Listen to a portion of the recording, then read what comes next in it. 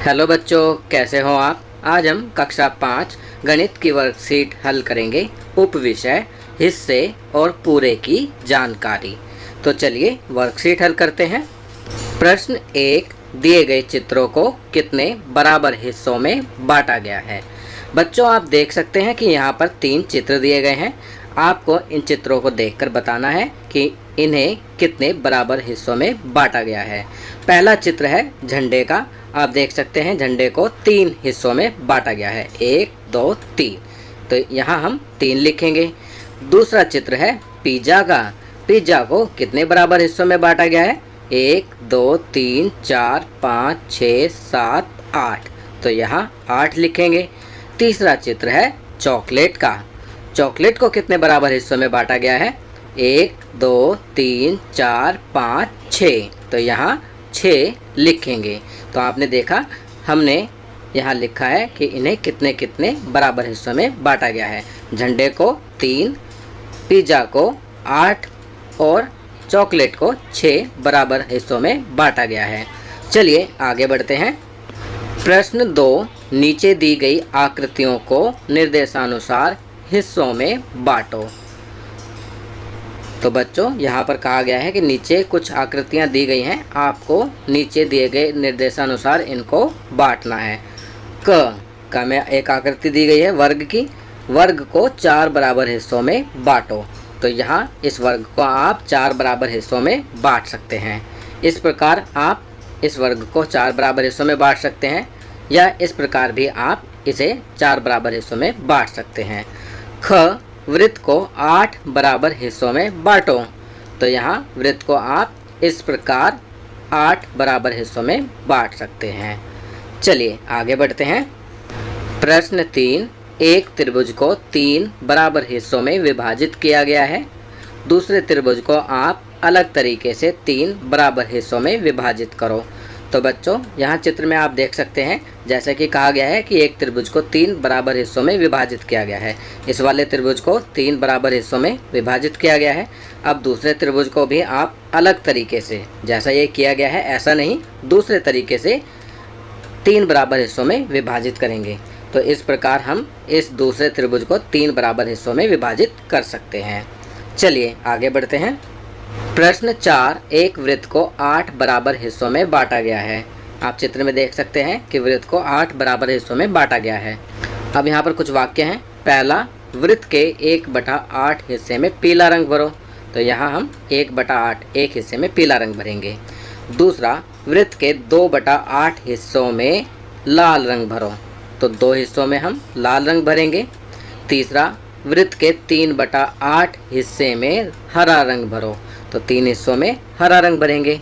अब चौथा, वृत्त के कितने हिस्से में कोई भी रंग नहीं भरा गया है।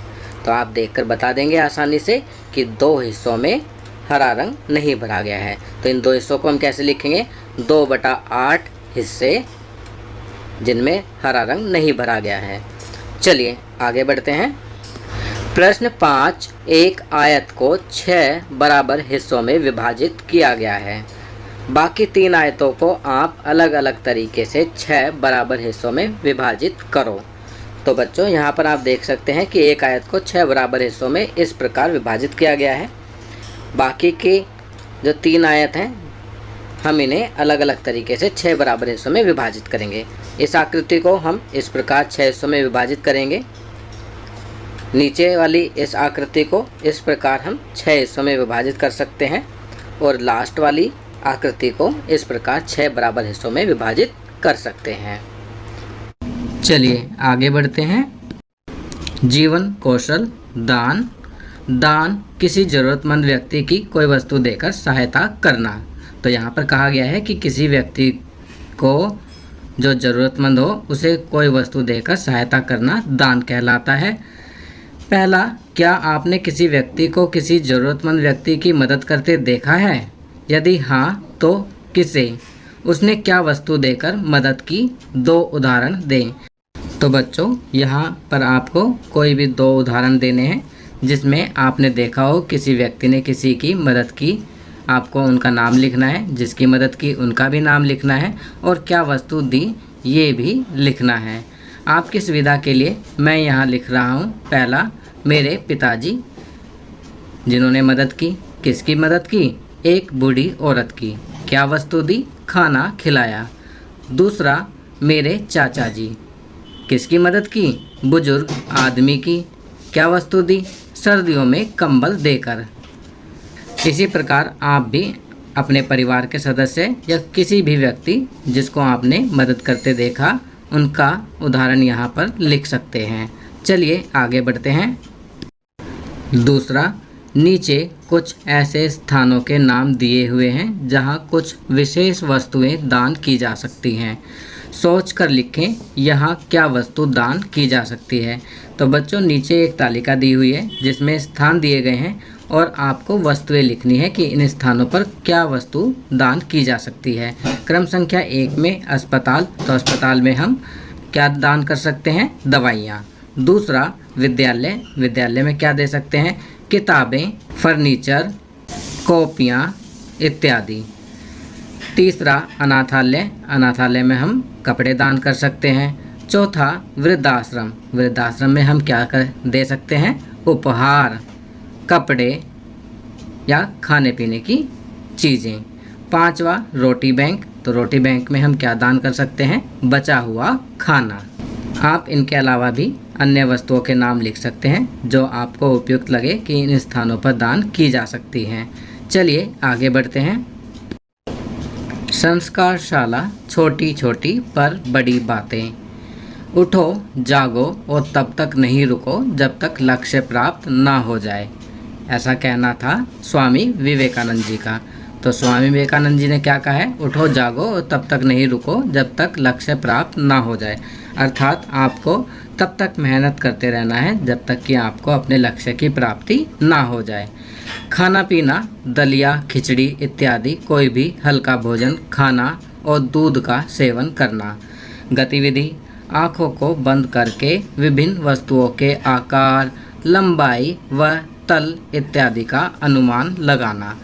खेल में शतरंज का खेल अपने परिवार के साथ खेलें या मित्रों के साथ खेलें। चलिए आगे बढ़ते हैं। दैनिक दिनचर्या में निम्नलिखित आदतों को अपनी दिनचर्या में शामिल करें।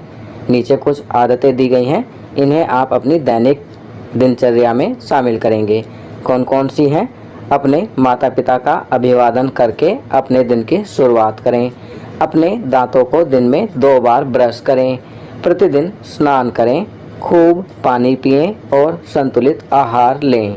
अपने चेहरे को छूने से बचें और अपने हाथों को बार बार धोएं।